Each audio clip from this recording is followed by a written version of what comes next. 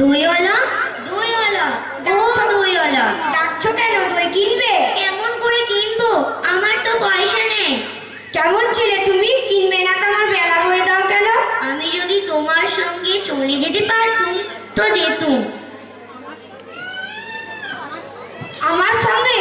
হ্যাঁ, তুমি যে কত দূর থেকে হাঁটতে হাঁটতে চলে যাচ্ছ, শুনে আমার মন কেমন করছে।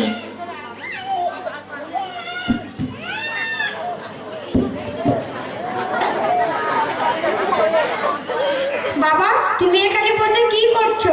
কবিরাজ আমাকে বেরোতে বারণ করেছে, তাই আমি সারা দিন এখানে বসে থাকি। বাবা, তোমার কি হয়েছে? আমি জানি নে, আমি তো কিচ্ছু করিনি, তাই আমি জানি নে আমার কি হয়েছে। দইওয়ালা, তুমি কোথা থেকে আসছো? আমাদের গ্রাম থেকে আসছি। তোমাদের গ্রাম? অনেক দূরে তোমাদের গ্রাম?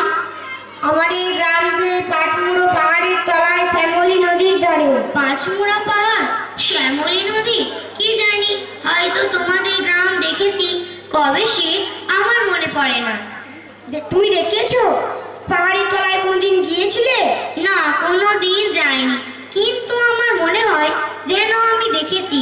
খুব পুরনো কালের বট গাছের তলায় তোমাদের গ্রাম, একটা লাল রঙের রাস্তার ধারে না? ঠিক বলেছো বাবা। সেখানে পাহাড়ের গায়ে সব গরু চড়ে বেড়াচ্ছে। কি আশ্চর্য! ঠিক বলেছো, আমাদের গ্রামে গরু চড়ে, বই কি খুব চড়ে। মেয়েরা সব নদী থেকে জল তুলে মাথায় কলসি করে নিয়ে যায়, তাদের লাল শাড়ি পরা। বাহ বাহ, ঠিক কথা। গয়লা পাড়ার মেয়েরা সব লাল পাড় শাড়ি পরে জল তুলে যায়, তা কি ঠিক জানি না, কিন্তু জল তুলে নিয়ে যায়।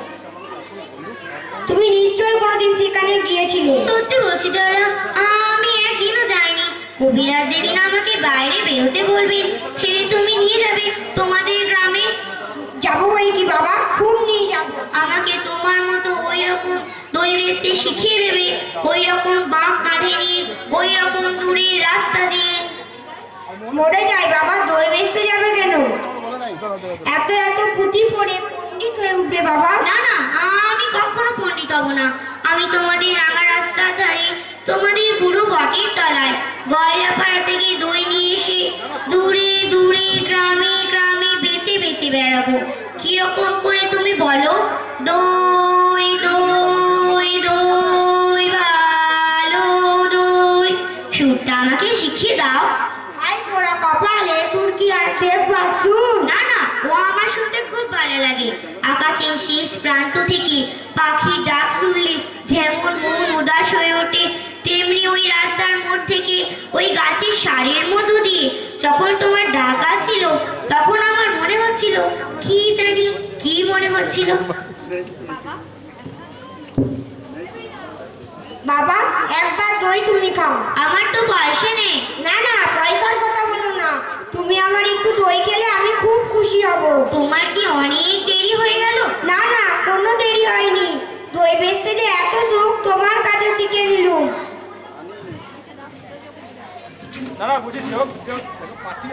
দই দই দই, ভালো দই।